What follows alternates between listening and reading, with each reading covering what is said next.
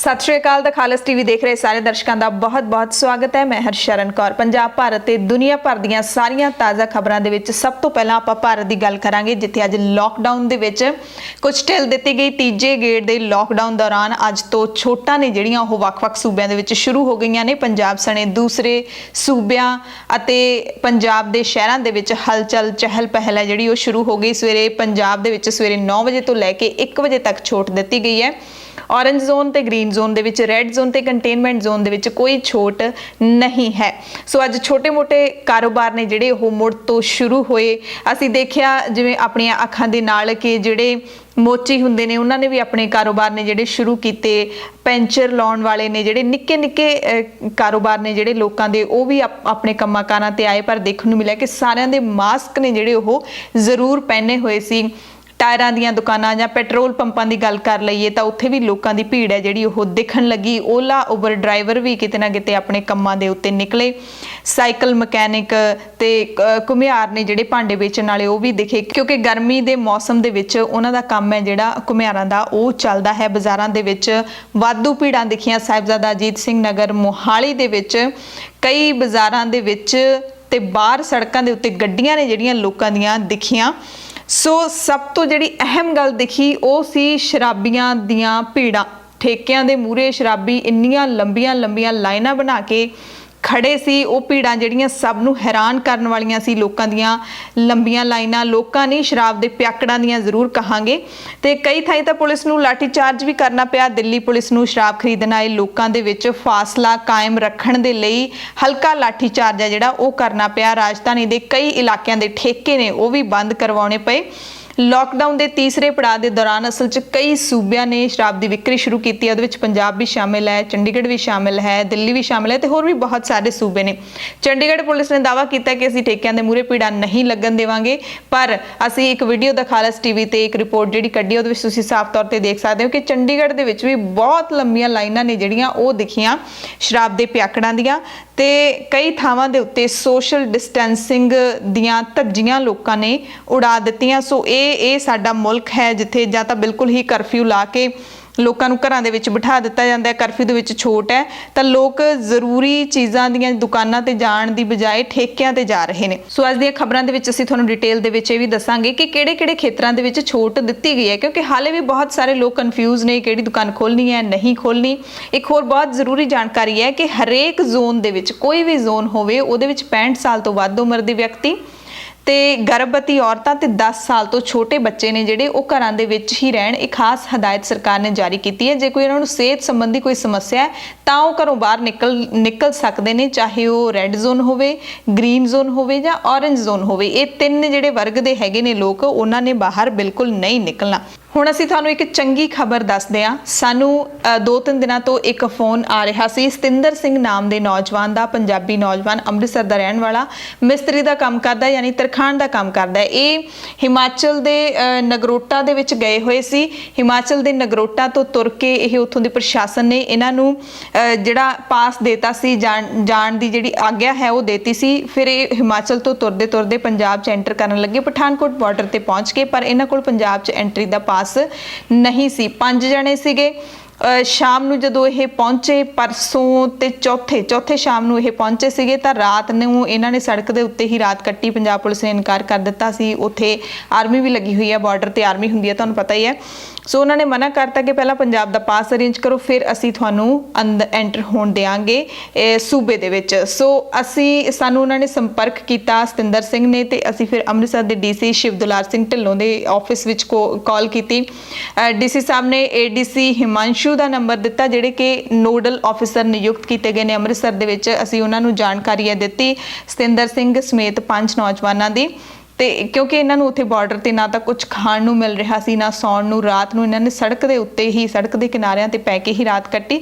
ते फिर ADC हिमांशु ते DC शिवदुलार सिंह ढिल्लों की कोशिश के सदका ये 5 नौजवान ने जिहड़े ओह कल अपने घर पहुंच गए सी। ते इन्होंने बहुत धन्नवाद किया। असीं धन्नवाद करते हैं अमृतसर प्रशासन का। पंजाब सरकार ने हैरानीजनक अंकड़े जारी किए ने उन्हां लोकां दे जिहड़े कि बाहरले सूबिਆਂ दे ने ते पंजाब दे विच रोजी रोटी कमाउण दे लई हर साल आउंदे ने, पर हुण अपने सूबिਆਂ दे विच वापस जाना चाहुंदे ने क्योंकि सब कुछ बंद है। 6,44,000 ਲੋਕਾਂ ਨੇ ਰਜਿਸਟ੍ਰੇਸ਼ਨ ਕਰਵਾਈ ਹੈ ਜਿਹੜੇ ਪੰਜਾਬ ਦੇ ਨਾਗਰਿਕ ਨਹੀਂ ਹੈਗੇ, ਬਾਹਰਲੇ ਸੂਬਿਆਂ 'ਚ ਆਪੋ ਆਪਣੇ ਘਰ ਹੀ ਜਾਣਾ ਚਾਹੁੰਦੇ ਨੇ। ਪੰਜਾਬ ਸਰਕਾਰ ਨੇ ਇੱਕ ਵੈਬਸਾਈਟ ਹੈ ਜਿਹੜੀ ਉਹ ਜਾਰੀ ਕੀਤੀ ਸੀ www.covidhelp.punjab.gov.in। ਇੱਥੇ ਆਨਲਾਈਨ ਅਪਲਾਈ ਕਰਨ ਦੀ ਜਾਣਕਾਰੀ 2-3 ਦਿਨ ਪਹਿਲਾਂ ਦਿੱਤੀ ਸੀ, ਅਸੀਂ ਵੀ ਤੁਹਾਨੂੰ ਸਾਰਿਆਂ ਨੂੰ ਦੱਸਿਆ ਸੀ। ਤੇ ਇੱਥੇ ਹੁਣ ਤੱਕ 6,44,000 ਜਿਹੜੇ ਪ੍ਰਵਾਸੀ ਲੋਕ ਨੇ ਪੰਜਾਬ ਦੇ ਨਹੀਂ ਹੈਗੇ ਉਹ ਰਜਿਸਟਰ ਕਰਵਾ ਚੁੱਕੇ ਨੇ। ਤੇ ਮੁੱਖ ਮੰਤਰੀ ਕੈਪਟਨ ਅਮਰਿੰਦਰ ਸਿੰਘ ਨੇ ਕੱਲ ਕੇਂਦਰ ਨੂੰ ਵੀ ਅਪੀਲ ਕੀਤੀ ਹੈ ਕਿ ਰੇਲ ਗੱਡੀਆਂ ਦਾ ਪ੍ਰਬੰਧ ਹੈ ਜਿਹੜਾ ਇਹਨਾਂ ਲਈ ਕੀਤਾ ਜਾਵੇ। ਰੇਲ ਗੱਡੀਆਂ ਦੇ ਮਸਲੇ ਦੇ ਉੱਤੇ, ਮਜ਼ਦੂਰਾਂ ਦੇ ਮਸਲੇ ਦੇ ਉੱਤੇ ਵੀ ਕੌਮੀ ਪੱਧਰ ਦੀ ਸਿਆਸਤ ਚੱਲ ਰਹੀ ਹੈ। ਭਾਰਤ ਦੀਆਂ ਖਬਰਾਂ ਦੇ ਵਿੱਚ ਤੁਹਾਨੂੰ ਦੱਸਾਂਗੇ। ਸੋ ਹੁਣ ਉਹਨਾਂ ਪੰਜਾਬੀਆਂ ਦੇ ਬਾਰੇ ਵੀ ਦੱਸ ਦਿੰਦੇ ਆ ਜਿਹੜੇ ਕਿ ਪੰਜਾਬ ਤੋਂ ਬਾਹਰ ਫਸੇ ਹੋਏ ਨੇ। ਹੁਣ ਤੱਕ ਤਾਂ ਪ੍ਰਵਾਸੀਆਂ ਦੀ ਗੱਲ ਕੀਤੀ ਸੀ ਜਿਹੜੇ ਪੰਜਾਬ 'ਚ ਫਸੇ ਹੋਏ ਨੇ, ਪਰ ਜਿਹੜੇ ਪੰਜਾਬ ਤੋਂ ਬਾਹਰਲੇ ਸੂਬਿਆਂ 'ਚ ਫਸੇ ਹੋਏ ਨੇ ਉਹ ਜਿਹੜੇ ਪੰਜਾਬੀ ਨੇ ਉਹਨਾਂ ਦੀ ਗਿਣਤੀ 8,739 ਸਰਕਾਰ ਦੇ ਕੋਲ ਹੁਣ ਤੱਕ ਪਹੁੰਚ ਚੁੱਕੀ ਹੈ। ਹੋਰ ਵੀ ਬਹੁਤ ਹੋਣਗੇ ਕਿਉਂਕਿ ਸਾਨੂੰ ਹੀ ਕਿੰਨੇ ਕਾਲਸ ਆਉਂਦੇ ਨੇ, ਇੱਕ ਅਦਾਰੇ ਵਿੱਚ ਹੀ ਇੰਨੇ ਕਾਲਸ ਆਉਂਦੀਆਂ ਨੇ। ਸੋਚੋ ਕਿ ਬਾਕੀ ਸਾਰਿਆਂ ਕੋਲ ਵੀ ਕਿੰਨੀਆਂ ਆਉਂਦੀਆਂ ਹੋਣਗੀਆਂ ਤੇ ਲੱਖਾਂ ਦੀ ਗਿਣਤੀ ਵਿੱਚ ਸ਼ਾਇਦ ਇਹ ਹੋ ਸਕਦੀ ਹੈ ਗਿਣਤੀ। ਪੰਜਾਬ ਸਰਕਾਰ ਕੋਲ 8,739 ਜਣਿਆਂ ਨੇ ਰਜਿਸਟਰਡ ਕਰਵਾ ਦਿੱਤਾ ਹੈ। ਜਿਹੜੇ ਰਾਜਸਥਾਨ, ਤਮਿਲਨਾਡੂ, ਤੇਲੰਗਾਨਾ, ਤ੍ਰਿਪੁਰਾ, यूपी, उत्तराखंड, वेस्ट बंगाल, अंडमान निकोबार ਦੇ ਵਿੱਚ ਵੀ ਨੇ, असम, आंध्रा, अरुणाचल, दिल्ली, गोवा, बहुत सारे सूबਿਆਂ ਦੇ ਵਿੱਚ ਲੋਕ ਨੇ ਜਿਹੜੇ ਪੰਜਾਬੀ ਫਸੇ ਹੋਏ ਨੇ। ਤੇ ਜਿਹੜੇ ਬਾਹਰਲੇ ਜਿਹੜੇ ਮੁਲਕਾਂ ਦੇ ਵਿੱਚ ਨੇ ਉਹਨਾਂ ਦੀ ਗਿਣਤੀ ਹੈ ਆਊਟਸਾਈਡ ਇੰਡੀਆ 2,122 ਜਣਿਆਂ ਨੇ ਹੁਣ ਤੱਕ ਰਜਿਸਟਰਡ ਕਰਵਾਇਆ ਪੰਜਾਬ ਸਰਕਾਰ ਦੇ ਕੋਲ। ਤੇ ਕਈਆਂ ਨੂੰ ਹਾਲੇ ਤੱਕ ਜਾਣਕਾਰੀ ਨਹੀਂ ਪਹੁੰਚੀ ਉਹਨਾਂ ਨੇ ਕਿੱਥੇ ਰਜਿਸਟਰਡ ਕਰਵਾਉਣਾ ਹੈ, ਕਿਵੇਂ ਕਰਵਾਉਣਾ ਹੈ, ਆਨਲਾਈਨ ਕੀ ਪ੍ਰੋਸੈਸ ਹੈ। ਸੋ ਹੁਣ ਤੱਕ ਇੰਨੇ ਪੰਜਾਬੀ ਨੇ ਜਿਹੜੇ ਉਹ ਬਾਹਰੋਂ ਆਉਣਾ ਚਾਹੁੰਦੇ ਨੇ, ਵਿਦੇਸ਼ਾਂ ਤੋਂ ਤੇ ਬਾਹਰਲੇ ਸੂਬਿਆਂ ਤੋਂ। ਇੱਕ ਨੰਬਰ ਹੈ ਪੰਜਾਬ ਸਰਕਾਰ ਦਾ 112 ਹੈਲਪਲਾਈਨ ਨੰਬਰ ਹੈ, ਇਹ ਤੇ ਤੁਸੀਂ ਕਾਲ ਕਰ ਸਕਦੇ ਹੋ ਕੋਈ ਵੀ ਸਮੱਸਿਆ ਹੋਵੇ, ਚਾਹੇ ਵਿਦੇਸ਼ਾਂ ਵਿੱਚ ਫਸੇ ਹੋਏ ਪੰਜਾਬੀ ਨੇ, ਚਾਹੇ ਪੰਜਾਬ ਦੇ ਵਿੱਚ ਫਸੇ ਹੋਏ ਪ੍ਰਵਾਸੀ ਲੋਕ ਨੇ, ਕੋਈ ਵੀ ਸਮੱਸਿਆ ਹੋਵੇ ਲੋਕਡਾਊਨ ਸੰਬੰਧੀ ਤੁਸੀਂ ਇਸ 112 ਨੰਬਰ ਤੇ ਕਾਲ ਕਰ ਸਕਦੇ ਹੋ। यूपीएससी ਦੀ ਪ੍ਰੀਖਿਆ ਦੇਣ ਵਾਲਿਆਂ ਦੇ ਲਈ ਇੱਕ ਖਬਰ ਹੈ ਕਿ ਯੂਨੀਅਨ ਪਬਲਿਕ ਸਰਵਿਸ ਕਮਿਸ਼ਨ ਨੇ ਮੁੱਢਲੀ ਪ੍ਰੀਖਿਆ ਮੁਲਤਵੀ ਕਰ ਦਿੱਤੀ ਹੈ। 20 ਮਈ ਨੂੰ ਹੁਣ ਨਵਾਂ ਐਲਾਨ ਹੋਏਗਾ ਕਿਉਂਕਿ ਇਹ ਜਿਹੜਾ ਮਈ, ਜੂਨ, ਜੁਲਾਈ ਦਾ ਮਹੀਨਾ ਹੁੰਦਾ ਜਦੋਂ यूपीएससी ਦੀ ਪ੍ਰੀਲਿਮਿਨਰੀ ਐਗਜ਼ਾਮ ਹੁੰਦਾ ਹੈ, ਫਿਰ ਮੇਨਸ ਹੁੰਦਾ ਹੈ, ਫਿਰ ਇੰਟਰਵਿਊ ਹੁੰਦੀ ਹੈ। ਸੋ ਜਿਹੜਾ ਪ੍ਰੀਲਿਮਿਨਰੀ ਐਗਜ਼ਾਮ ਸੀਗਾ ਉਹਦੀ ਮੁਲਤਵੀ ਕਰ ਦਿੱਤੀ ਹੈ 20 ਮਈ ਨੂੰ। ਤੁਸੀਂ ਧਿਆਨ ਰੱਖਣਾ ਸਾਰਿਆਂ ਨੇ, ਜਿਹੜੇ ਵੀ यूपीएससी ਕ੍ਰੈਸ਼ ਕਰਨ ਦੀ ਤਿਆਰੀ ਕਰ ਰਹੇ ਨੇ ਉਹ ਜ਼ਰੂਰ ਨੋਟ ਕਰ ਲੈਣ। ਇਸ ਤੋਂ ਪਹਿਲਾਂ ਪ੍ਰੀਖਿਆ ਜਿਹੜੀ ਉਹ 31 ਮਈ ਨੂੰ ਲਈ ਜਾਣੀ ਸੀ ਪਰ ਹੁਣ 31 ਮਈ ਨੂੰ ਨਹੀਂ ਹੋਏਗੀ। ਕੈਨੇਡਾ ਸਰਕਾਰ ਨੇ ਮੁੜ ਫਲਾਈਟਾਂ ਦਾ ਇੰਤਜ਼ਾਮ ਕੀਤਾ ਹੈ ਜਿਹੜੇ ਕਿ ਭਾਰਤ ਦੇ ਵਿੱਚ, ਪੰਜਾਬ ਦੇ ਵਿੱਚ ਕੈਨੇਡੀਅਨ ਨੇ ਜਿਹੜੇ ਉਹ ਫਸੇ ਹੋਏ ਨੇ, ਉਹਨਾਂ ਦੇ ਲਈ ਬਹੁਤ ਸਾਰੀਆਂ ਫਲਾਈਟਾਂ ਦਾ ਇੰਤਜ਼ਾਮ ਕੀਤਾ। ਤੁਹਾਨੂੰ ਸਾਰੀਆਂ ਦੱਸਾਂਗੇ ਪਰ ਪਹਿਲਾਂ ਪੰਜਾਬ, ਭਾਰਤ ਤੇ ਦੁਨੀਆ ਭਰ ਦੀ ਕਰੋਨਾ ਵਾਇਰਸ ਅਪਡੇਟ ਜਾਣ ਲਈਏ। ਵਿਸ਼ਵਾਸ ਜੀਵਨ ਭਰ ਦਾ ਦੀਪਕ ਆਇਰਨ ਤੇ steel rolling mills Mandi Gobindgarh ਤੋਂ ਖਰੀਦੋ ਗੋਲਡ TNT ਸਰੀਆ। ਪੰਜਾਬ ਦੇ ਵਿੱਚ ਕੱਲ ਦੀ ਜਿਹੜੀ ਜਾਣਕਾਰੀ ਹੈ ਪੰਜਾਬ ਸਿਹਤ ਵਿਭਾਗ ਦੀ, ਉਹਦੇ ਮੁਤਾਬਿਕ 1102 ਨੇ ਜਿਹੜੇ ਕੱਲ ਤੱਕ ਕਰੋਨਾ ਵਾਇਰਸ ਪੀੜਤ ਪਾਏ ਗਏ ਸੀ। 117 ਲੋਕ ਕੱਲ ਸ਼ਾਮ ਤੱਕ ਠੀਕ ਹੋ ਚੁੱਕੇ ਸੀ, 22 ਮੌਤਾਂ ਹੋ ਚੁੱਕੀਆਂ ਸੀ। ਹਾਲੇ ਤੱਕ ਪੰਜਾਬ ਸਰਕਾਰ ਨੇ ਮੀਡੀਆ ਬੁਲੇਟਿਨ ਜਾਰੀ ਨਹੀਂ ਕੀਤਾ। ਕਿੰਨੇ ਮਰੀਜ਼ ਪੰਜਾਬ ਦੇ ਕਿਹੜੇ ਜ਼ਿਲ੍ਹਿਆਂ ਦੇ ਵਿੱਚ ਅੱਜ ਪਾਏ ਗਏ ਨੇ ਉਹ ਤੁਹਾਨੂੰ ਡਿਟੇਲ ਦੇ ਵਿੱਚ ਦੱਸਾਂਗੇ। ਇਸ ਕਰਕੇ ਹਲੇ ਟੋਟਲ ਗਿਣਤੀ ਅੱਜ ਮਰੀਜ਼ਾਂ ਦੀ ਉਹ ਨਹੀਂ ਦੱਸ ਸਕਦੇ ਕਿਉਂਕਿ ਰਾਤ ਤੱਕ ਕਿੰਨੇ ਹੋਰ ਮਰੀਜ਼ ਨੇ ਜਿਹੜੇ ਉਹ ਵੱਧ ਜਾਂਦੇ ਨੇ। ਪੂਰੇ ਭਾਰਤ ਦੇ ਵਿੱਚ 1,373 ਮੌਤਾਂ ਹੋ ਚੁੱਕੀਆਂ ਨੇ। 43,000 ਦੇ ਕਰੀਬ ਲੋਕ ਕਰੋਨਾ ਵਾਇਰਸ ਦੇ ਮਰੀਜ਼ ਨੇ। 11,500 ਲੋਕ ਠੀਕ ਵੀ ਹੋ ਚੁੱਕੇ ਨੇ। ਪੂਰੀ ਦੁਨੀਆ ਦੇ ਵਿੱਚ ਕਰੋਨਾ ਪੋਜ਼ਿਟਿਵ ਮਾਮਲਿਆਂ ਦੀ ਗਿਣਤੀ 35 ਲੱਖ ਨੂੰ ਪਾਰ ਕਰ ਗਈ ਹੈ। 2,47,306 ਦੇ ਕਰੀਬ ਮੌਤਾਂ ਹੋ ਗਈਆਂ ਨੇ ਤੇ 11.5 ਲੱਖ ਐਸਟੀਮੇਟ ਲੋਕ ਠੀਕ ਹੋ ਚੁੱਕੇ ਨੇ। ਪੂਰੇ ਪੰਜਾਬ ਦੀਆਂ ਖਬਰਾਂ ਦੇ ਵਿੱਚ ਅੱਜ ਫਰੀਦਕੋਟ ਜ਼ਿਲ੍ਹੇ ਵਿੱਚ 12 ਹੋਰ ਕੋਵਿਡ-19 ਦੇ ਮਰੀਜ਼ ਸਾਹਮਣੇ ਆਏ ਤੇ ਹੁਣ ਇੱਥੇ ਮਰੀਜ਼ਾਂ ਦੀ ਕੁੱਲ ਗਿਣਤੀ 16 ਹੋ ਚੁੱਕੀ ਹੈ। 2 ਲੋਕ ਠੀਕ ਵੀ ਹੋ ਚੁੱਕੇ ਨੇ। ਸੰਗਰੂਰ ਦੇ ਵਿੱਚ ਅੱਜ ਵੱਡਾ ਵਾਧਾ ਹੋਇਆ ਹੈ ਕੋਵਿਡ ਮਰੀਜ਼ਾਂ ਦੀ ਗਿਣਤੀ ਦੇ ਵਿੱਚ। 52 ਲੋਕਾਂ ਦੀ ਰਿਪੋਰਟ ਜਦੋਂ ਪੋਜ਼ਿਟਿਵ ਆ ਗਈ।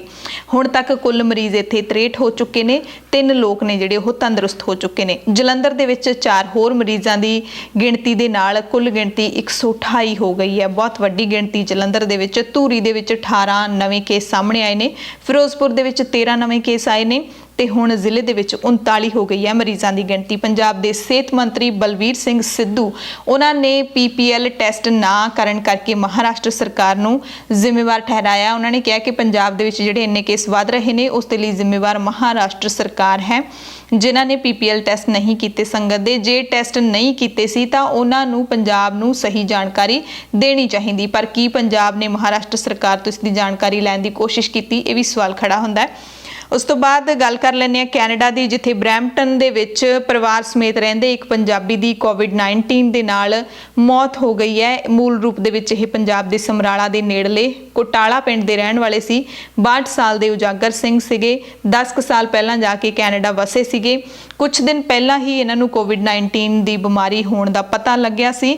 ਮਿਸੀਸਾਗਾ ਦੇ ਕ੍ਰੈਡਿਟ ਵੈਲੀ ਹਸਪਤਾਲ ਦੇ ਵਿੱਚ 8 ਦਿਨ ਇਹਨਾਂ ਦਾ ਇਲਾਜ ਚੱਲਿਆ, ਪਰ ਜ਼ਿੰਦਗੀ ਤੋਂ ਹਾਰ ਗਏ। ਦਿੱਲੀ ਦੇ ਵਿੱਚ ਕੇਜਰੀਵਾਲ ਸਰਕਾਰ ਨੇ ਜਿਹੜੀ ਪਲਾਜ਼ਮਾ ਥੈਰੇਪੀ ਦਾ ਟ੍ਰਾਇਲ ਕੀਤਾ ਹੈ, ਉਹ ਹੁਣ ਪੰਜਾਬ ਦੇ ਵਿੱਚ ਵੀ ਹੋਵੇਗਾ। ਪੰਜਾਬ ਸਰਕਾਰ ਨੇ ਦਾਅਵਾ ਕੀਤਾ ਹੈ ਕਿ ਉਹਨਾਂ ਨੂੰ ਭਾਰਤੀ ਮੈਡੀਕਲ ਖੋਜ ਕੌਂਸਲ ਨੇ ਯਾਨੀ ਕਿ ICMR ਨੇ ਪਲਾਜ਼ਮਾ ਥੈਰੇਪੀ ਦਾ ਟ੍ਰਾਇਲ ਕਰਨ ਦੀ ਇਜਾਜ਼ਤ ਦੇ ਦਿੱਤੀ ਹੈ। ਹੁਣ ਜਲਦੀ ਹੀ ਪੰਜਾਬ ਦੇ ਵਿੱਚ ਇਸ ਟ੍ਰਾਇਲ ਦੇ ਸ਼ੁਰੂ ਹੋਣ ਦੀ ਆਸ ਹੈ। ਹੁਣ ਆਪਣੇ ਮੁਲਕ ਦੀ ਗੱਲ ਕਰ ਲਈਏ, ਜਿੱਥੇ ਬਹੁਤ ਕੁਝ ਅਜੀਬੋ-ਗਰੀਬ ਵਾਪਰਦਾ ਹੈ, ਜਿੱਥੇ ਹਸਪਤਾਲਾਂ ਦੇ ਉੱਤੇ ਫੁੱਲ ਸੁੱਟਣ ਦੇ ਲਈ ਜਹਾਜ਼ਾਂ ਦੀ ਵਰਤੋਂ ਕੀਤੀ ਜਾਂਦੀ ਹੈ, ਪਰ ਹਸਪਤਾਲਾਂ ਦੇ ਵਿੱਚ ਸਾਜ਼ੋ ਸਮਾਨ ਦੇਣ ਦੇ ਲਈ ਜਹਾਜ਼ ਨਹੀਂ ਵਰਤੇ ਜਾਂਦੇ। ਜਿੱਥੇ ਫੁੱਲ ਸੁੱਟਣ ਲਈ ਜਹਾਜ਼ ਵਰਤੇ ਜਾ ਸਕਦੇ ਨੇ, ਪਰ ਹਜ਼ੂਰ ਸਾਹਿਬ ਤੋਂ ਪੰਜਾਬ ਦੀ ਜਿਹੜੀ ਸੰਗਤ ਉੱਥੇ ਬੈਠੀ ਸੀ, ਉਹਨੂੰ ਵਾਪਸ ਲਿਆਉਣ ਦੇ ਲਈ ਜਹਾਜ਼ ਨਹੀਂ ਵਰਤੇ ਜਾ ਸਕਦੇ। ਬੱਸਾਂ ਦੇ ਵਿੱਚ ਤੂੜ ਕੇ ਉਹਨਾਂ ਨੂੰ ਲਿਆਂਦਾ ਜਾਂਦਾ। ਸੋ ਨਾਂਦੇੜ ਸਾਹਿਬ ਦੀ ਸੰਗਤ ਦਾ ਮਸਲਾ ਜਿਹੜਾ ਉਸ ਤੇ ਸਿਆਸਤ ਹੈ ਭਖੀ ਹੋਈ ਹੈ। ਕੱਲ ਮਹਾਰਾਸ਼ਟਰ ਦੇ ਕੈਬਨਿਟ ਮੰਤਰੀ ਅਸ਼ੋਕ ਚਵਾਨ ਨੇ ਬਿਆਨ ਦਿੱਤਾ ਸੀ ਕਿ ਜਿਹੜੇ ਡਰਾਈਵਰ ਲੈਣ ਆਏ ਸੀ ਸੰਗਤ ਨੂੰ ਪੰਜਾਬ ਦੀਆਂ ਬੱਸਾਂ ਦੇ ਵਿੱਚ, ਹੋ ਸਕਦਾ ਹੈ ਉਹਨਾਂ ਤੋਂ ਕਰੋਨਾ ਲਾਗ ਫੈਲੀ ਹੋਵੇ। ਤੇ ਹੁਣ ਨਾਂਦੇੜ ਦੇ ਵਿੱਚ, ਸਾਡੇ ਨਾਂਦੇੜ ਦੇ ਵਿੱਚ ਵੀ 3 ਤੋਂ ਵੱਧ ਕੇ ਗਿਣਤੀ ਹੈ ਜਿਹੜੀ ਵੱਧ ਹੋ ਗਈ ਹੈ ਕੋਵਿਡ ਮਰੀਜ਼ਾਂ ਦੀ। ਤਾਂ ਫਿਰ ਅੱਜ ਪੰਜਾਬ ਦੀ ਟਰਾਂਸਪੋਰਟ ਮੰਤਰੀ ਰਜ਼ੀਆ ਸੁਲਤਾਨਾ ਨੇ ਵੀ ਤਿੱਖੇ ਸ਼ਬਦਾਂ ਦੇ ਵਿੱਚ ਅਸ਼ੋਕ ਚਵਾਨ ਦੇ ਬਿਆਨ ਦੀ ਨਿਖੇਧੀ ਕੀਤੀ ਹੈ। ਰਜ਼ੀਆ ਸੁਲਤਾਨਾ ਨੇ ਬਿਆਨ ਨੂੰ ਇਹ ਕਹਿ ਕੇ ਰੱਦ ਕਰ ਦਿੱਤਾ ਹੈ ਕਿ ਸੰਵਿਧਾਨਿਕ ਅਹੁਦਾ ਰੱਖਣ ਵਾਲੇ ਵਿਅਕਤੀ ਨੂੰ ਗੈਰ ਜ਼ਿੰਮੇਵਾਰਾਨਾ ਨਹੀਂ ਹੋਣਾ ਚਾਹੀਦਾ। ਤੱਥਾਂ ਦੀ ਪੁਸ਼ਟੀ ਕੀਤੇ ਬਿਨਾਂ ਅਸ਼ੋਕ ਚਵਾਨ ਬੋਲ ਰਹੇ ਨੇ। ਸੁਲਤਾਨਾ ਨੇ ਆਪਦੀ ਜਾਣਕਾਰੀ ਦਿੱਤੀ ਹੈ ਜਿਹੜੀ ਕੈਬਨਿਟ ਮੰਤਰੀ ਨੇ, ਕਿ 31 ਵਾਹਨਾਂ ਦਾ ਪਹਿਲਾ ਜਥਾ ਨਾਂਦੇੜ ਸਾਹਿਬ ਤੋਂ ਪੰਜਾਬ ਦੇ 860 ਸ਼ਰਧਾਲੂ ਲੈ ਕੇ ਆਇਆ ਸੀ। ਉਹ ਮਹਾਰਾਸ਼ਟਰ ਦੇ ਚਾਲਕ ਤੇ ਮਹਾਰਾਸ਼ਟਰ ਦੇ ਵਾਹਨਾਂ ਤੇ ਹੀ ਆਏ ਸੀ।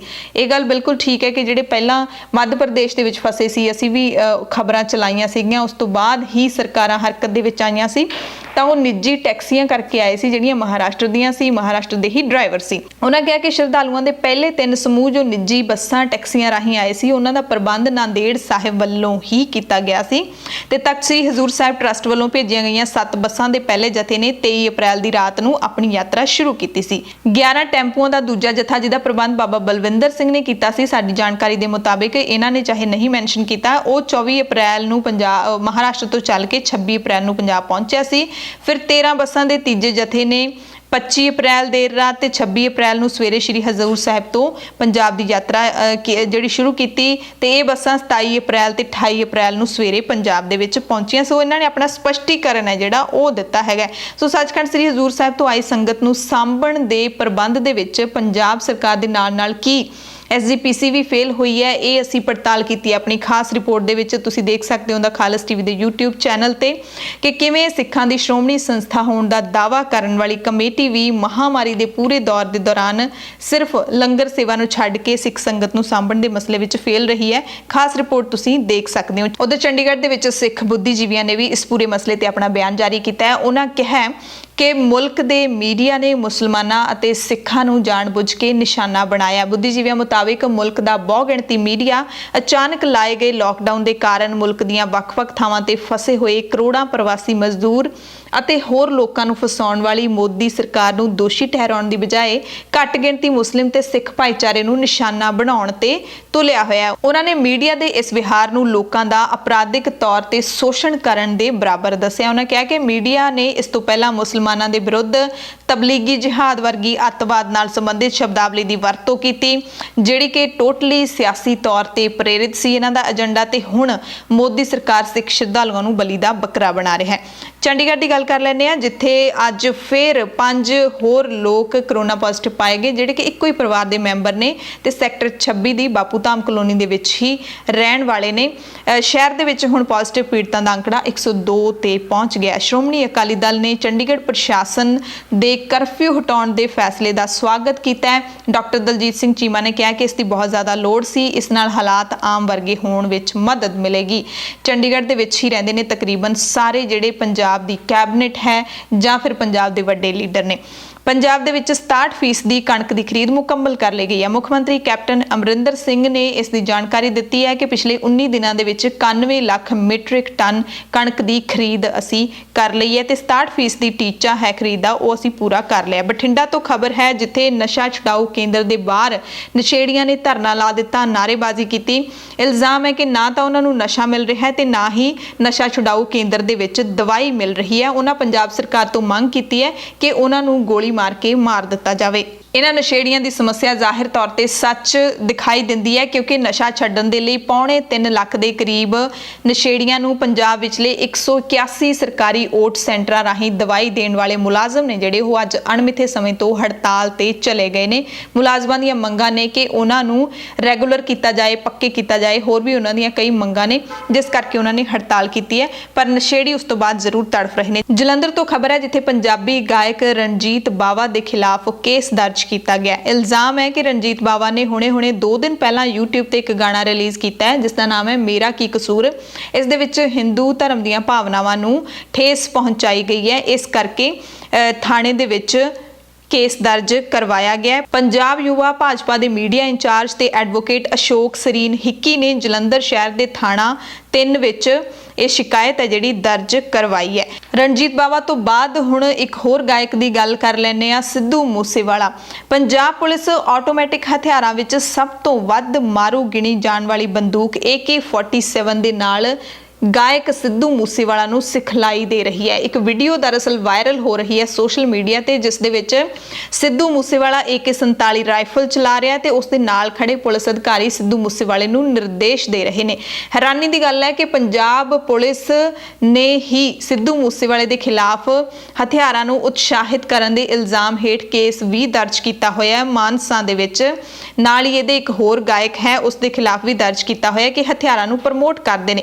ਪਰ ਇਹ ਜਿਹੜੀ ਵੀਡੀਓ ਹੈ ਉਹ ਪੰਜਾਬ ਪੁਲਿਸ ਦੀ ਕਾਰਵਾਈ ਦੇ ਉੱਤੇ ਹੀ ਵੱਡੇ ਸਵਾਲ ਖੜੇ ਕਰ ਰਹੀ ਹੈ ਕਿ ਸਿੱਧੂ ਮੂਸੇਵਾਲਾ ਦੇ ਖਿਲਾਫ ਕੇਸ ਦਰਜ ਕਰਨ ਵਾਲੀ ਪੁਲਿਸ ਉਸੇ ਨੂੰ ਸਿਖਲਾਈ ਦੇ ਰਹੀ ਹੈ। ਹਾਲਾਂਕਿ ਵੀਡੀਓ ਦੀ ਕੀ ਪੁਖਤਾ ਜਾਣਕਾਰੀ ਹੈ, ਕੀ ਇਸ ਦੇ ਵਿੱਚ ਸੱਚਾਈ ਹੈ, ਇਸ ਬਾਰੇ ਹਾਲੇ ਕੁਝ ਵੀ ਸਾਹਮਣੇ ਨਹੀਂ ਆਇਆ। ਪਰ ਵੀਡੀਓ ਦੇ ਵਿੱਚ ਸਾਫ਼ ਤੌਰ ਤੇ ਦੇਖਿਆ ਜਾ ਸਕਦਾ ਹੈ ਕਿ ਸਿੱਧੂ ਮੂਸੇਵਾਲੇ ਦੇ ਹੱਥ ਵਿੱਚ AK-47 ਹੈ ਤੇ ਪੰਜਾਬ ਪੁਲਿਸ ਦੇ ਜਿਹੜੇ ਪੁਲਿਸ ਕਰਮੀ ਨੇ ਉਹ ਸਿਖਲਾਈ ਦੇ ਰਹੇ ਨੇ ਤੇ ਪੰਜਾਬ ਪੁਲਿਸ ਨੇ ਇਸ ਤੇ ਕੋਈ ਹਾਲੇ ਤੱਕ ਸਪਸ਼ਟੀਕਰਨ ਨਹੀਂ ਦਿੱਤਾ, ਨਾ ਹੀ ਕੋਈ ਬਿਆਨ ਜਾਰੀ ਕੀਤਾ। ਗੜਸ਼ੰਕਰ ਤੋਂ ਖਬਰ ਹੈ ਜਿੱਥੇ ਪਿੰਡ ਸਾਧੋਵਾਲ ਦੇ ਵਿੱਚ ਇੱਕ ਕਿਸਾਨ, ਸਿਰਫ 30 ਸਾਲ ਦੇ ਕਿਸਾਨ ਨੇ ਆਪਣੇ ਘਰ ਦੇ ਵਿੱਚ ਫਾਹਾ ਲੈ ਕੇ ਆਤਮ ਹੱਤਿਆ ਕਰ ਲਈ ਹੈ ਤੇ ਕਾਰਨ ਹੈ ਕਰਜ਼ਾ।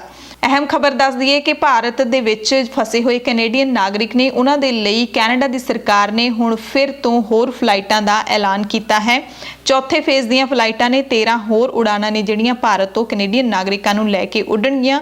12 ਮਈ ਨੂੰ ਅੰਮ੍ਰਿਤਸਰ ਤੋਂ ਟੋਰਾਂਟੋ, 13 ਮਈ ਨੂੰ ਅੰਮ੍ਰਿਤਸਰ ਤੋਂ ਵੈਨਕੂਵਰ, 13 ਮਈ ਨੂੰ ਦਿੱਲੀ ਤੋਂ ਟੋਰਾਂਟੋ, 14 ਮਈ ਨੂੰ ਅੰਮ੍ਰਿਤਸਰ ਤੋਂ ਟੋਰਾਂਟੋ, 15 ਮਈ ਨੂੰ ਅੰਮ੍ਰਿਤਸਰ ਤੋਂ ਵੈਨਕੂਵਰ, 15 ਮਈ ਨੂੰ ਹੀ ਅਹਿਮਦਾਬਾਦ ਤੋਂ ਟੋਰਾਂਟੋ, 16 ਮਈ ਨੂੰ ਅੰਮ੍ਰਿਤਸਰ ਤੋਂ ਟੋਰਾਂਟੋ, 17 ਨੂੰ ਅੰਮ੍ਰਿਤਸਰ ਤੋਂ ਵੈਨਕੂਵਰ, 18 ਮਈ ਨੂੰ ਅੰਮ੍ਰਿਤਸਰ ਤੋਂ ਟੋਰਾਂਟੋ, 19 ਮਈ ਨੂੰ ਅੰਮ੍ਰਿਤਸਰ ਤੋਂ ਵੈਨਕੂਵਰ, 19 ਮਈ ਨੂੰ ਹੀ ਦਿੱਲੀ ਤੋਂ ਟੋਰਾਂਟੋ, 20 ਮਈ ਨੂੰ ਅੰਮ੍ਰਿਤਸਰ ਤੋਂ ਟੋਰਾਂਟੋ ਤੇ 21 ਮਈ ਨੂੰ ਅੰਮ੍ਰਿਤਸਰ ਤੋਂ ਵੈਨਕੂਵਰ। ਇਹ ਸਾਰੀਆਂ ਜਿਹੜੀਆਂ ਫਲਾਈਟਾਂ ਨੇ ਤੁਸੀਂ ਰਜਿਸਟਰਡ ਕਰਵਾ ਸਕਦੇ ਹੋ। ਭਾਰਤ ਦੇ ਵਿੱਚ ਸਥਿਤ ਕੈਨੇਡੀਅਨ ਹਾਈ ਕਮਿਸ਼ਨ ਦੇ ਨਾਲ ਤੁਸੀਂ ਸੰਪਰਕ ਕਰ ਸਕਦੇ ਹੋ ਜਾਂ ਫਿਰ ਜਿਹੜੇ ਨੰਬਰ ਅਸੀਂ ਤੁਹਾਨੂੰ ਵਾਰ-ਵਾਰ ਦੱਸਦੇ ਰਹਿੰਦੇ ਹਾਂ ਸਾਡੀਆਂ ਖਾਸ ਰਿਪੋਰਟਾਂ ਦੇ ਵਿੱਚ ਜਾ ਕੇ ਤੁਸੀਂ ਦਰਜ ਕਰ ਸਕਦੇ ਹੋ। ਇੱਕ ਹੋਰ ਖਬਰ ਦੀ ਗੱਲ ਕਰ ਲੈਂਦੇ ਹਾਂ। ਕਰੋਨਾ ਵਾਇਰਸ ਜਦੋਂ ਤੋਂ ਭਾਰਤ ਦੇ ਵਿੱਚ ਦਾਖਲ ਹੋਇਆ ਉਦੋਂ ਤੋਂ ਇੱਕ ਹੈਲੋ ਟਿਊਨ ਫੋਨਾਂ ਦੇ ਉੱਤੇ ਜਿਹੜੀ ਵੱਜਦੀ ਹੈ ਉਹ ਵੀ ਦਾਖਲ ਹੋਈ ਹੈ। ਇੱਕ ਰਿੰਗ ਦੀ ਐਂਟਰੀ ਵੀ ਹੋਈ ਹੈ ਜਿਹੜੀ ਪਹਿਲਾਂ ਸਭ ਤੋਂ ਪਹਿਲੀ ਰਿੰਗ ਸੀ, ਬਹੁਤ ਅਜੀਬ ਸੀ, ਖੰਘ ਦੀ ਆਵਾਜ਼ ਆਉਂਦੀ ਸੀ ਸਭ ਤੋਂ ਪਹਿਲਾਂ। ਸਾਰੇ ਜਦੋਂ ਵੀ ਕਿਸੇ ਨੂੰ ਫੋਨ ਕਰਦੇ ਸੀ ਆਪਾਂ ਤਾਂ ਇੱਕ ਇਰੀਟੇਸ਼ਨ, ਇੱਕ ਦਿੱਕਤ ਹੁੰਦੀ ਸੀ ਕਿ ਸਾਨੂੰ ਕੀ ਸੁਣ ਰਿਹਾ। ਉਸ ਤੋਂ ਬਾਅਦ ਉਹ ਹੈਲੋ ਟਿਊਨ ਹਟਾ ਦਿੱਤੀ, ਉਹਦੇ ਵਿੱਚੋਂ ਮਤਲਬ ਖੰਘ ਦੀ ਆਵਾਜ਼ ਹੈ ਜਿਹੜੀ ਉਹ ਹਟਾ ਦਿੱਤੀ ਗਈ ਸੀ। ਉਹਦੇ 'ਚ ਬੋਲਿਆ ਜਾਂਦਾ ਸੀ ਵਾਰ-ਵਾਰ ਹੱਥ ਧੋਵੋ, ਨੱਕ ਕੰਨ ਮੂੰਹ ਨੂੰ ਨਾ ਛੂਹੋ, ਕਰੋਨਾ ਦੇ ਇਹ ਲੱਛਣ ਨੇ, ਇਹ ਸਾਰਾ ਕੁਝ ਉਹਦੇ 'ਚ ਦੱਸਿਆ ਜਾਂਦਾ ਸੀ।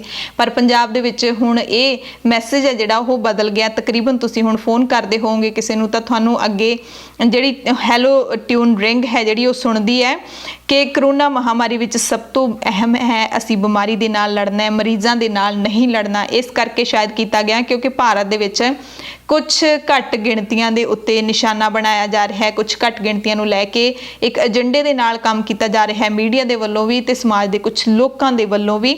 ਸੋ ਮੀਡੀਆ ਟ੍ਰਾਇਲ ਜਿਹੜਾ ਹੋ ਰਿਹਾ ਹੈ ਮੁਸਲਮਾਨ ਭਾਈਚਾਰੇ ਅਤੇ ਨਾਂਦੇੜ ਸਾਹਿਬ ਤੋਂ ਪਰਤੇ ਸਿੱਖ ਭਾਈਚਾਰੇ ਦੇ ਉੱਤੇ, ਉਸ ਕਰਕੇ ਸ਼ਾਇਦ ਇਹ ਰਿੰਗਟੋਨ ਹੈ ਜਿਹੜੀ ਉਹ ਬਦਲੀ ਹੈ ਮੋਬਾਈਲ ਕੰਪਨੀਆਂ ਨੇ। ਲੋਕਡਾਊਨ ਦੇ ਵਿੱਚ ਰਿਲੀਫ ਦੀ ਖਬਰ ਅਸੀਂ ਤੁਹਾਨੂੰ ਕਿਹਾ ਸੀ ਤੁਹਾਨੂੰ ਦੱਸਾਂਗੇ, ਉਹ ਤੁਹਾਨੂੰ ਦੱਸ ਦਈਏ। ਰੈੱਡ, ਔਰੇਂਜ ਤੇ ਗ੍ਰੀਨ ਜ਼ੋਨ ਦੇ ਵਿੱਚ ਕਿਹੜੇ ਕੰਮ ਕਰਨ ਦੀ ਆਗਿਆ ਹੈ, ਕਿਹੜੇ ਦੀ ਨਹੀਂ ਹੈ। ਰੈੱਡ ਜ਼ੋਨ ਦੇ ਵਿੱਚ ਕੰਟੇਨਮੈਂਟ ਜ਼ੋਨ ਦੇ ਬਾਹਰ ਵਾਲੇ ਖੇਤਰਾਂ ਦੇ ਵਿੱਚ ਪ੍ਰਾਈਵੇਟ ਦਫ਼ਤਰਾਂ ਵਿੱਚ 33% ਵਰਕਫੋਰਸ ਦੇ ਨਾਲ ਕੰਮ ਕੀਤਾ ਜਾ ਸਕਦਾ ਹੈ। ਜੇ ਮਜ਼ਦੂਰ ਨਿਰਮਾਣ ਦੀ ਥਾਂ ਤੇ ਰਹਿੰਦੇ ਹਨ ਤਾਂ ਨਿਰਮਾਣ ਕਾਰਜ ਦੀ ਆਗਿਆ ਹੈ। ਸਮਾਜਿਕ ਦੂਰੀ ਦੇ ਨਿਯਮਾਂ ਦੀ ਪਾਲਣਾ ਕਰਨ ਦੇ ਨਾਲ ਇਹਨਾਂ ਖੇਤਰਾਂ ਵਿੱਚ ਜ਼ਰੂਰੀ ਚੀਜ਼ਾਂ ਦੀਆਂ ਦੁਕਾਨਾਂ ਖੋਲ੍ਹਣ ਦੀ ਵੀ ਆਗਿਆ ਹੈ। ਰੈੱਡ ਜ਼ੋਨ ਵਾਲੇ ਪਿੰਡੂ ਖੇਤਰਾਂ ਦੇ ਵਿੱਚ ਖੇਤੀਬਾੜੀ, ਨਿਰਮਾਣ ਤੇ ਉਤਪਾਦਨ ਨਾਲ ਜੁੜੇ ਸਾਰੇ ਕੰਮਾਂ ਦੀ ਆਗਿਆ ਦਿੱਤੀ ਗਈ ਹੈ। ਰੈੱਡ ਜ਼ੋਨ ਦੇ ਵਿੱਚ ਜਿਹੜੀਆਂ ਗਤੀਵਿਧੀਆਂ ਦੀ ਆਗਿਆ ਦਿੱਤੀ ਗਈ ਹੈ, ਇਹਨਾਂ ਸਾਰੀਆਂ ਗੱਲਾਂ ਦੀ ਉਹ ਔਰੇਂਜ ਜ਼ੋਨ ਦੇ ਵਿੱਚ ਵੀ ਚਲਾਉਣ ਦੀ ਆਗਿਆ ਤੇ ਨਾਲ ਹੀ ਔਰੇਂਜ ਜ਼ੋਨ ਦੇ ਵਿੱਚ ਟੈਕਸੀਆਂ ਨੂੰ 2 ਯਾਤਰੀਆਂ ਦੇ ਨਾਲ ਚਲਾਉਣ ਦੀ ਆਗਿਆ ਹੈ। ਓਲਾ, ਉਬਰ ਜਾਂ ਫਿਰ ਜਿੰਨੀਆਂ ਵੀ ਟੈਕਸੀਆਂ ਹੁੰਦੀਆਂ ਨੇ ਜ਼ਿਲ੍ਹੇ ਦੇ ਅੰਦਰ ਹੀ ਟੈਕਸੀਆਂ ਚੱਲ ਸਕਦੀਆਂ ਨੇ। ਜੇ ਜ਼ਰੂਰੀ ਹੋਇਆ ਤਾਂ ਕਰਫਿਊ ਪਾਸ ਜਾਂ ਸਰਕਾਰ ਦੀ ਇਜਾਜ਼ਤ ਤੋਂ ਬਾਅਦ ਹੀ ਦੂਸਰੇ ਜ਼ਿਲ੍ਹੇ ਵਿੱਚ ਟੈਕਸੀ ਜਾ ਸਕਦੀ ਹੈ। ਜਿਹੜੇ ਖੇਤਰਾਂ ਵਿੱਚ ਕੋਵਿਡ-19 ਦਾ ਇੱਕ ਵੀ ਕੇਸ ਨਹੀਂ ਆਇਆ ਉਹ ਗ੍ਰੀਨ ਜ਼ੋਨ ਨੇ। ਗ੍ਰੀਨ ਜ਼ੋਨਾਂ ਦੇ ਵਿੱਚ ਰੈੱਡ ਤੇ ਔਰੇਂਜ ਜ਼ੋਨ ਦੀਆਂ ਛੋਟਾਂ ਦੇ ਨਾਲ ਬੱਸਾਂ ਚੱਲਣ ਦੀ ਆਗਿਆ ਵੀ ਦਿੱਤੀ ਗਈ ਹੈ, ਪਰ ਇੱਕ ਸਮੇਂ ਵਿੱਚ ਸਿਰਫ 50% ਯਾਤਰੀਆਂ ਨੂੰ ਲੈਣ ਦੀ ਆਗਿਆ। ਯਾਨੀ ਕਿ ਜੇ ਇੱਕ ਬੱਸ ਦੇ ਵਿੱਚ 42 ਬੰਦਿਆਂ ਦੇ ਬੈਠਣ ਦੀ ਸਪੇਸ ਹੈਗੀ ਹੈ ਤਾਂ ਉਹਦੇ ਵਿੱਚ ਸਿਰਫ 21 ਜਣੇ ਤੁਸੀਂ ਲਿਜਾ ਸਕਦੇ ਹੋ। ਤੇ ਜਿਹੜੇ ਖੇਤਰਾਂ ਦੇ ਵਿੱਚ ਪਾਬੰਦੀ ਲੱਗੀ ਹੈ, ਚਾਹੇ ਉਹ ਰੈੱਡ ਹੈ, ਗ੍ਰੀਨ ਹੈ, ਔਰੇਂਜ ਹੈ, ਸਾਰੇ ਖੇਤਰਾਂ ਦੇ ਵਿੱਚ ਇਹਨਾਂ ਚੀਜ਼ਾਂ ਤੇ ਪਾਬੰਦੀ ਹੈ। ਰੇਲਾਂ ਨਹੀਂ ਚੱਲਣਗੀਆਂ, ਅੰਤਰਰਾਸ਼ਟਰੀ ਬੱਸਾਂ ਨਹੀਂ ਚੱਲਣਗੀਆਂ, ਇੰਟਰਸਟੇਟ ਬੱਸਿਸ ਨਹੀਂ ਚੱਲਣਗੀਆਂ, ਮੈਟਰੋ ਨਹੀਂ ਚੱਲਣਗੀਆਂ। ਅੰਤਰਰਾਜੀ ਆਵਾਜਾਈ ਆਪਾਂ ਆਪਣੇ ਨਿੱਜੀ ਵਾਹਨਾਂ ਤੇ ਜਾਂਦੇ ਆ ਉਹ ਨਹੀਂ ਜਾ ਸਕਦੇ। School, college, coaching centre, cinema hall, shopping mall, gym, swimming pool, bar, assembly hall, ਸਾਰੇ ਸਿਆਸੀ, ਸਮਾਜਿਕ, ਵਿਦਿਅਕ, ਧਾਰਮਿਕ ਤੇ ਹੋਰ ਸਾਰੀਆਂ ਗਤੀਵਿਧੀਆਂ ਜਿਨ੍ਹਾਂ ਦੇ ਵਿੱਚ ਇਕੱਠ ਕੀਤਾ ਜਾਂਦਾ ਹੈ ਉਹਨਾਂ ਤੇ ਸਾਰੀਆਂ ਤੇ ਪਾਬੰਦੀ ਹੈ। ਸੋ ਸਾਰੇ ਜ਼ੋਨਾਂ ਦੇ ਲਈ ਇਹ ਨਿਯਮ ਲਾਗੂ ਹੈ। ਇੱਕ ਜਿਹੜਾ ਹੋਰ ਜ਼ਰੂਰੀ ਹੈ, ਜਿਹੜਾ ਤੁਹਾਨੂੰ ਸਭ ਤੋਂ ਪਹਿਲਾਂ ਦੱਸਿਆ ਸੀ ਕਿ 65 ਸਾਲ ਤੋਂ ਵੱਧ ਉਮਰ ਦੇ ਵਿਅਕਤੀ, ਗਰਭਵਤੀ ਔਰਤਾਂ ਤੇ 10 ਸਾਲ ਤੋਂ ਛੋਟੇ ਬੱਚੇ ਬਾਹਰ ਨਹੀਂ ਨਿਕਲ ਸਕਦੇ ਜੇ ਸਿਹਤ ਐਮਰਜੈਂਸੀ ਨਾ ਹੋਵੇ। ਹਰਿਆਣਾ ਦੇ ਵਿੱਚ ਯਮੁਨਾਨਗਰ ਇਲਾਕੇ ਵਿੱਚ ਪ੍ਰਵਾਸੀ ਮਜ਼ਦੂਰਾਂ ਨੇ ਅੱਜ ਪੱਥਰਬਾਜ਼ੀ ਕੀਤੀ। ਇਹ ਆਪਣੇ ਜੱਦੀ ਸੂਬਿਆਂ ਨੂੰ ਜਾਣਾ ਚਾਹੁੰਦੇ ਸੀ। ਇਹਨਾਂ ਦਾ ਇਲਜ਼ਾਮ ਹੈ ਕਿ ਪਿਛਲੇ 2 ਮਹੀਨਿਆਂ ਤੋਂ ਵਿਹਲੇ ਬੈਠੇ ਨੇ, ਹੁਣ ਕੋਈ ਪੈਸਾ ਨਹੀਂ ਬਚਿਆ, ਰੋਟੀ ਖਾਣ ਤੋਂ ਵੀ ਆਤੁਰ ਹੋ ਰਹੇ ਨੇ ਤੇ ਕਿਤੋਂ ਵੀ ਮਦਦ ਨਹੀਂ ਮਿਲ ਰਹੀ। ਉਧਰ ਗੁਜਰਾਤ ਦੇ ਸੂਰਤ ਵਿੱਚ ਪ੍ਰਵਾਸੀ ਮਜ਼ਦੂਰਾਂ ਤੇ ਪੁਲਿਸ ਵਿਚਾਲੇ ਫਿਰ ਤੋਂ ਝੜਪਾਂ ਹੋਈਆਂ। ਪਹਿਲਾਂ ਵੀ ਝੜਪਾਂ ਹੋ ਚੁੱਕੀਆਂ ਨੇ। ਇਹ ਆਪਣੇ ਜੱਦੀ ਸੂਬਿਆਂ ਦੇ ਵਿੱਚ ਜਿਹੜਾ ਹੈ ਜਾਣ ਦੀ ਮੰਗ ਕਰ ਰਹੇ ਨੇ, ਪਰ ਸਰਕਾਰ ਕੋਈ ਪ੍ਰਬੰਧ ਨਹੀਂ ਕਰ ਰਹੀ। ਐਤਵਾਰ ਨੂੰ ਵੀ ਇਹਨਾਂ ਨੇ ਜਾਮ ਲਾ ਦਿੱਤਾ ਸੀ। ਵਿਸ਼ਵਾਸ ਜੀਵਨ ਭਰ ਦਾ ਦੀਪਕ ਆਇਰਨ ਤੇ steel rolling mills Mandi Gobindgarh ਤੋਂ ਖਰੀਦੋ ਗੋਲਡ TMT ਸਰੀਆ। ਪੂਰੇ ਭਾਰਤ ਦੀਆਂ ਖਬਰਾਂ ਦੇ ਵਿੱਚ ਸਭ ਤੋਂ ਪਹਿਲਾਂ ਸਿਹਤ ਮੰਤਰਾਲੇ ਨੇ ਜਿਹੜੀ ਅਹਿਮ ਜਾਣਕਾਰੀ ਦਿੱਤੀ ਹੈ ਕਿ ਸੋਸ਼ਲ ਡਿਸਟੈਂਸਿੰਗ ਦੀ ਉਲੰਘਣਾ ਤੁਹਾਡੇ ਲਈ ਖਤਰਨਾਕ ਹੋ ਸਕਦੀ ਹੈ। ਇਹ ਕਿਉਂ ਆਈ ਹੈ? ਕਿਉਂਕਿ ਅੱਜ ਜਿਵੇਂ ਹੀ ਲੋਕਡਾਊਨ ਦੇ ਵਿੱਚ ਛੋਟਾਂ ਨੇ ਜਿਹੜੀਆਂ ਉਹ ਦਿੱਤੀਆਂ ਗਈਆਂ, ਪੂਰੇ ਭਾਰਤ ਦੇ ਵਿੱਚ ਵੱਖ-ਵੱਖ ਥਾਵਾਂ ਤੇ ਸਭ ਕੁਝ ਖੁੱਲ੍ਹ ਗਿਆ ਸੀ। ਜਿੰਨੇ ਕੁਝ ਖੁੱਲ੍ਹਣ ਦੀ ਇਜਾਜ਼ਤ ਸੀ ਤਾਂ ਸੋਸ਼ਲ ਡਿਸਟੈਂਸਿੰਗ ਦੀਆਂ ਧੱਜੀਆਂ ਉਡਾਈਆਂ ਗਈਆਂ। ਤਾਂ ਗ੍ਰਹਿ ਮੰਤਰਾਲੇ ਨੇ ਚੇਤਾਵਨੀ ਦਿੱਤੀ ਹੈ ਕਿ ਜੇ ਸੋਸ਼ਲ ਡਿਸਟੈਂਸਿੰਗ ਦੀ ਉਲੰਘਣਾ ਕੀਤੀ ਤਾਂ ਕਰੋਨਾ ਬਹੁਤ ਤੇਜ਼ੀ ਨਾਲ ਫੈਲੇਗਾ। ਸੋ ਇਸ ਵਕਤ ਸਭ ਤੋਂ ਵੱਡਾ ਸਿਆਸੀ ਮੁੱਦਾ ਜਿਹੜਾ ਬਣਿਆ ਹੋਇਆ ਮੁਲਕ ਦੇ ਵਿੱਚ ਉਹ ਮਜ਼ਦੂਰਾਂ ਦਾ ਹੀ ਬਣਿਆ ਹੋਇਆ। ਜਿਹੜੇ ਮਜ਼ਦੂਰ ਲੋਕਡਾਊਨ ਕਰਕੇ ਇੰਟਰਸਟੇਟ ਫਸੇ ਹੋਏ ਨੇ, ਕਾਂਗਰਸ ਪ੍ਰਧਾਨ ਸੋਨੀਆ ਗਾਂਧੀ ਨੇ ਮਜ਼ਦੂਰਾਂ ਦਾ ਰੇਲ ਭਾੜਾ ਕਾਂਗਰਸ ਵੱਲੋਂ ਦੇਣ ਦਾ ਐਲਾਨ ਕੀਤਾ ਹੈ। ਕਿਹਾ ਕਿ ਗੁਜਰਾਤ ਦੇ ਇੱਕ ਸਮਾਗਮ ਵਿੱਚ ਲੋਕਾਂ ਨੂੰ ਲਿਜਾਣ ਅਤੇ ਭੋਜਨ ਮੁਹੱਈਆ ਕਰਵਾਉਣ ਵਾਸਤੇ 100 ਕਰੋੜ ਰੁਪਏ ਖਰਚਣ ਵਾਲੀ ਕੇਂਦਰ ਸਰਕਾਰ ਹੁਣ ਇਹਨਾਂ ਮਜ਼ਦੂਰਾਂ ਦੀ ਬਾਹ ਫੜਨ ਵਿੱਚ ਪਤਾ ਨਹੀਂ ਕਿਉਂ ਪਿੱਛੇ ਹਟ ਰਹੀ ਹੈ। ਉਸ ਤੋਂ ਬਾਅਦ ਬੀਜੇਪੀ ਦੇ ਬੁਲਾਰੇ ਸੰਬਿਤ ਪਾਤਰਾ ਨੇ ਟਵੀਟ ਕੀਤਾ ਕਿ ਮਜ਼ਦੂਰਾਂ ਲਈ ਚੱਲ ਰਹੀਆਂ ਵਿਸ਼ੇਸ਼ ਟ੍ਰੇਨਾਂ ਦਾ 85% ਕਿਰਾਇਆ ਮਾਫ ਕੀਤਾ ਗਿਆ, ਬਾਕੀ ਦਾ 15% ਸੂਬੇ ਦੇਣਗੇ। ਕਿਹੜੇ ਸੂਬੇ ਦੇਣਗੇ? ਭੇਜਣ ਵਾਲੇ ਕਿ ਜਿਹੜੇ ਉਹਨਾਂ ਦੇ ਆਪਣੇ ਸੂਬੇ ਇਹ ਦੇਣਗੇ? ਇਹ ਕੁਝ ਨਹੀਂ ਇਹਦੇ ਵਿੱਚ ਕਲੀਅਰ ਹੁੰਦਾ ਟਵੀਟ ਦੇ ਵਿੱਚ। ਉਹਨਾਂ ਕਿਹਾ ਕਿ ਮੱਧ ਪ੍ਰਦੇਸ਼ ਸਰਕਾਰ ਨੇ ਵੀ ਇੰਜ ਹੀ ਕੀਤਾ ਹੈ। ਦਰਅਸਲ ਸੰਬਿਤ ਪਾਤਰਾ ਨੇ ਟਵੀਟ ਉਦੋਂ ਕੀਤਾ ਜਦੋਂ ਰਾਹੁਲ ਗਾਂਧੀ ਨੇ ਵੀ ਇਹ ਟਵੀਟ ਕਰਤਾ ਸੀ ਕਿ ਇੱਕ ਪਾਸੇ ਰੇਲਵੇ ਦੂਸਰੇ ਸੂਬਿਆਂ ਵਿੱਚ ਫਸੇ ਮਜ਼ਦੂਰਾਂ ਤੋਂ ਟਿਕਟ ਦਾ ਕਿਰਾਇਆ ਵਸੂਲ ਰਿਹਾ ਹੈ ਤੇ ਦੂਜੇ ਪਾਸੇ ਰੇਲ ਮੰਤਰਾਲਾ PM ਕੇਅਰ ਫੰਡ ਵਿੱਚ 151 ਕਰੋੜ ਰੁਪਏ ਦਾ ਚੰਦਾ ਦੇ ਰਿਹਾ ਹੈ। ਜ਼ਰਾ ਇਹ ਗੁੱਥੀ ਸੁਲਝਾ ਦਿਓ। ਸੋ ਇਸ ਤੋਂ ਬਾਅਦ ਇਹਨਾਂ ਨੂੰ ਟਵੀਟ ਕਰਨਾ ਪਿਆ। ਬਿਹਾਰ ਦੇ ਮੁੱਖ ਮੰਤਰੀ ਨਿਤੀਸ਼ ਕੁਮਾਰ ਨੇ ਐਲਾਨ ਕੀਤਾ ਕਿ ਵਾਪਸ ਆ ਰਹੇ ਮਜ਼ਦੂਰਾਂ ਤੇ ਵਿਦਿਆਰਥੀਆਂ ਦੇ ਰੇਲ ਕਿਰਾਏ ਦਾ ਖਰਚਾ ਬਿਹਾਰ ਸਰਕਾਰ ਖੁਦ ਚੱਲੇਗੀ। ਤੇ ਦਿੱਲੀ ਸਿੱਖ ਗੁਰਦੁਆਰਾ ਪ੍ਰਬੰਧਕ ਕਮੇਟੀ ਦੇ ਪ੍ਰਧਾਨ ਮਨਜਿੰਦਰ ਸਿੰਘ ਸਿਰਸਾ ਨੇ ਐਲਾਨ ਕੀਤਾ ਹੈ ਕਿ ਇਹ ਜਿਹੜੀਆਂ ਵਿਸ਼ੇਸ਼ ਰੇਲਾਂ ਚੱਲਣਗੀਆਂ ਇਹਨਾਂ ਦੇ ਵਿੱਚ ਮਜ਼ਦੂਰ ਜਾਂ ਵਿਦਿਆਰਥੀ ਜਾਂ ਸੈਲਾਨੀ ਸ਼ਰਧਾਲੂ ਜਿਹੜੇ ਵੀ ਜਾਣਗੇ ਆਪੋ ਆਪਣੇ ਸੂਬਿਆਂ ਵਿੱਚ, ਉਹਨਾਂ ਦੇ ਲਈ ਅਸੀਂ ਲੰਗਰ ਦੇ ਪੈਕੇਟ ਨੇ ਜਿਹੜੇ ਉਹ ਮੁਫਤ ਦੇਵਾਂਗੇ। ਬਿਨਾਂ ਕਿਸੇ ਭੇਦਭਾਵ ਤੋਂ ਸਾਰੇ ਯਾਤਰੀਆਂ ਨੂੰ ਲੰਗਰ ਦਿੱਲੀ ਸਿੱਖ ਗੁਰਦੁਆਰਾ ਮੈਨੇਜਮੈਂਟ ਕਮੇਟੀ ਮੁਹੱਈਆ ਕਰਵਾਏਗੀ। ਰਿਲਾਇੰਸ ਇੰਡਸਟਰੀ ਦੇ ਟੈਲੀਕਾਮ ਕਾਰੋਬਾਰ ਜੀਓ ਦੀ ਗੱਲ ਕਰੀਏ ਤਾਂ ਫੇਸਬੁੱਕ ਤੋਂ ਬਾਅਦ ਹੁਣ ਇਸ ਵਿੱਚ ਸਿਲਵਰ ਲੇਕ ਕੰਪਨੀ ਨੇ ਵੀ ਨਿਵੇਸ਼ ਕੀਤਾ ਹੈ। 5655 ਕਰੋੜ ਰੁਪਏ ਦੇ ਕਰੀਬ ਨਿਵੇਸ਼ ਕੀਤਾ ਹੈ, ਜਿਸ ਨਾਲ ਹੁਣ ਸਿਲਵਰ ਲੇਕ ਜੀਓ ਦੇ ਵਿੱਚ 1.15% ਦੀ ਹਿੱਸੇਦਾਰੀ ਖਰੀਦ ਲਏਗੀ। ਇਸ ਤੋਂ ਪਹਿਲਾਂ ਫੇਸਬੁੱਕ ਨੇ 43,574 ਕਰੋੜ ਰੁਪਏ ਦਾ ਨਿਵੇਸ਼ ਕੀਤਾ ਹੈ। ਵਿਸ਼ਵਾਸ ਜੀਵਨ ਭਰ ਦਾ ਦੀਪਕ ਆਇਰਨ ਤੇ steel rolling mills Mandi Gobindgarh ਤੋਂ ਖਰੀਦੋ ਗੋਲਡ TMT ਸਰੀਆ।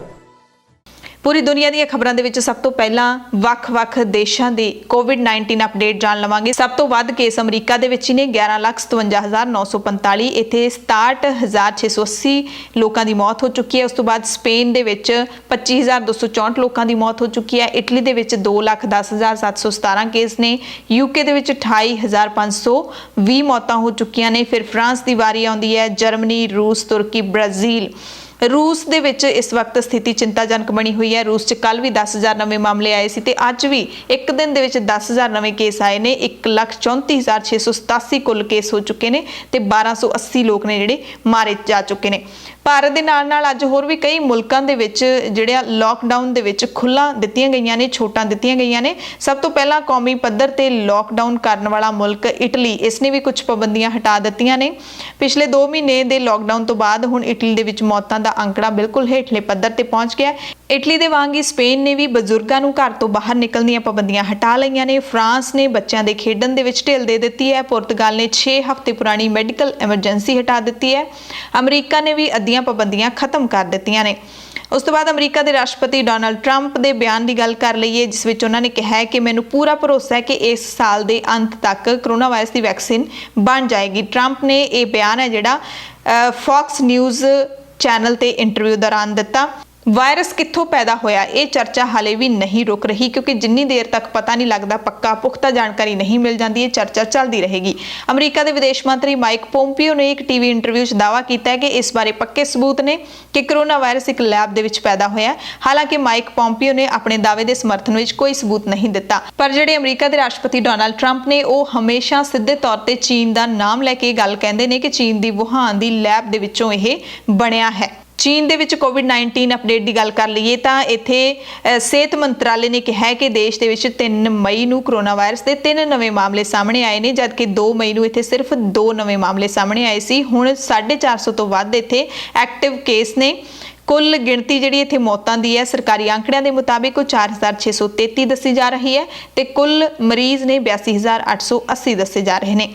ਭਾਰਤ ਨੇ ਗਿਲਗਿਟ ਬਾਲਟਿਸਤਾਨ ਦੇ ਵਿੱਚ ਆਮ ਚੋਣਾਂ ਕਰਵਾਉਣ ਦੇ ਲਈ ਪਾਕਿਸਤਾਨ ਦੀ ਸੁਪਰੀਮ ਕੋਰਟ ਦੇ ਹੁਕਮਾਂ ਦੇ ਉੱਤੇ ਇਸਲਾਮਾਬਾਦ ਦੇ ਕੋਲ ਸਖਤ ਇਤਰਾਜ਼ ਜਤਾਇਆ, ਕਿਉਂਕਿ ਪਿਛਲੇ ਦਿਨੀ ਪਾਕਿਸਤਾਨੀ ਸੁਪਰੀਮ ਕੋਰਟ ਨੇ ਗਿਲਗਿਟ ਬਾਲਟਿਸਤਾਨ ਦੇ ਵਿੱਚ ਆਮ ਚੋਣਾਂ ਕਰਵਾਉਣ ਦੀ ਇਜਾਜ਼ਤ ਹੈ, ਹੁਕਮ ਹੈ, ਉਹ ਦੇ ਦਿੱਤਾ ਸੀ। ਵਿਦੇਸ਼ ਮੰਤਰਾਲੇ ਨੇ ਪਾਕਿਸਤਾਨ ਨੂੰ ਦੱਸਿਆ ਕਿ ਗਿਲਗਿਟ ਬਾਲਟਿਸਤਾਨ ਸਮੇਤ ਪੂਰਾ ਜੰਮੂ ਕਸ਼ਮੀਰ ਤੇ ਲਦਾਖ ਭਾਰਤ ਦਾ ਅਟੁੱਟ ਅੰਗ ਹੈ ਤੇ ਪਾਕਿਸਤਾਨ ਨੂੰ ਇਹਨਾਂ ਖੇਤਰਾਂ ਤੋਂ ਤੁਰੰਤ ਆਪਣਾ ਕਬਜ਼ਾ ਹਟਾ ਲੈਣਾ ਚਾਹੀਦਾ ਹੈ। ਪਾਕਿਸਤਾਨ ਅਦਾਲਤ ਨੇ ਹਾਲ ਹੀ ਵਿੱਚ ਇਹ ਹੁਕਮ ਦਿੱਤੇ ਸੀ ਕਿ ਇਸ ਖੇਤਰ ਵਿੱਚ ਆਮ ਚੋਣਾਂ ਕਰਵਾ ਲਈਆਂ ਜਾਣ, ਪਰ ਭਾਰਤ ਕਹਿੰਦਾ ਹੈ ਕਿ ਇਹ ਖੇਤਰ ਸਾਡੇ ਕਬਜ਼ੇ ਦੇ ਵਿੱਚ ਆਉਂਦਾ ਹੈ। ਸਿੰਗਾਪੁਰ ਵਿੱਚ ਵਸਦੇ ਭਾਰਤੀਆਂ ਦੇ ਨਾਲ ਜੁੜੀ ਚੰਗੀ ਖਬਰ ਨਹੀਂ ਹੈਗੀ, ਕਿਉਂਕਿ ਭਾਰਤੀ ਹਾਈ ਕਮਿਸ਼ਨ ਨੇ ਸੋਮਵਾਰ ਨੂੰ ਯਾਨੀ ਕਿ ਅੱਜ ਖੁਲਾਸਾ ਕੀਤਾ ਹੈ ਕਿ ਭਾਰਤੀ ਮੂਲ ਦੇ 4800 ਲੋਕ ਨੇ ਜਿਹੜੇ ਸਿੰਗਾਪੁਰ ਦੇ ਵਿੱਚ ਕੋਵਿਡ-19 ਦੇ ਮਰੀਜ਼ ਨੇ। ਇਹਨਾਂ ਵਿੱਚੋਂ ਜ਼ਿਆਦਾਤਰ ਵਿਦੇਸ਼ੀ ਕਾਮੇ ਨੇ ਤੇ ਜਿਹੜੇ ਕਿ ਡਾਰਮੈਟਰੀਜ਼ ਦੇ ਵਿੱਚ ਰਹਿੰਦੇ ਨੇ। ਸਿੰਗਾਪੁਰ ਦੇ ਵਿੱਚ ਭਾਰਤੀ ਹਾਈ ਕਮਿਸ਼ਨਰ ਜਾਵੇਦ ਅਸ਼ਰਫ ਨੇ ਦੱਸਿਆ ਕਿ ਤਕਰੀਬਨ ਸਾਰੇ ਭਾਰਤੀਆਂ ਨੂੰ ਮੱਧ ਪੱਧਰ ਦੀ ਲਾਗ ਹੈ, ਯਾਨੀ ਕਿ ਚਿੰਤਾ ਵਾਲੀ ਗੱਲ ਨਹੀਂ ਹੈ। ਹਾਲਤ ਦੇ ਵਿੱਚ ਉਹਨਾਂ ਦੀ ਸੁਧਾਰ ਹੋ ਰਿਹਾ ਹੈ। ਇਸ ਵਕਤ ਭਾਰਤੀ ਹਾਈ ਕਮਿਸ਼ਨ ਨਾਲ ਵਿਦਿਆਰਥੀਆਂ ਸਮੇਤ 3500 ਤੋਂ ਵੱਧ ਭਾਰਤੀ ਨਾਗਰਿਕ ਰਜਿਸਟਰਡ ਨੇ, ਜਿਨ੍ਹਾਂ ਨੂੰ ਭੋਜਨ, ਰਹਿਣ ਆਦਿ ਦੀ ਸਹਾਇਤਾ ਜਿਹੜੀ ਉਹ ਭਾਰਤੀ ਹਾਈ ਕਮਿਸ਼ਨ ਦੇ ਰਿਹਾ ਹੈ। ਲੰਡਨ ਤੋਂ ਖਬਰ ਹੈ, ਜਿੱਥੇ ਬ੍ਰਿਟਿਸ਼ ਦੇ ਸਿੱਖ ਡਾਕਟਰਾਂ ਨੂੰ ਕੋਰੋਨਾ ਵਾਇਰਸ ਦੀ ਮਹਾਮਾਰੀ ਦੌਰਾਨ ਹਸਪਤਾਲਾਂ ਦੇ ਵਿੱਚ ਡਿਊਟੀ ਨਹੀਂ ਕਰਨ ਦਿੱਤੀ ਜਾ ਰਹੀ, ਕਿਉਂਕਿ ਦਾੜੀ ਹੋਣ ਕਰਕੇ ਉਹਨਾਂ ਨੂੰ ਚਿਹਰਾ ਢੱਕਣ ਲਈ ਦਿੱਤੇ ਜਾਂਦੇ ਸੁਰੱਖਿਆ ਮਾਸਕ ਫਿੱਟ ਨਹੀਂ ਬੈਠਦੇ।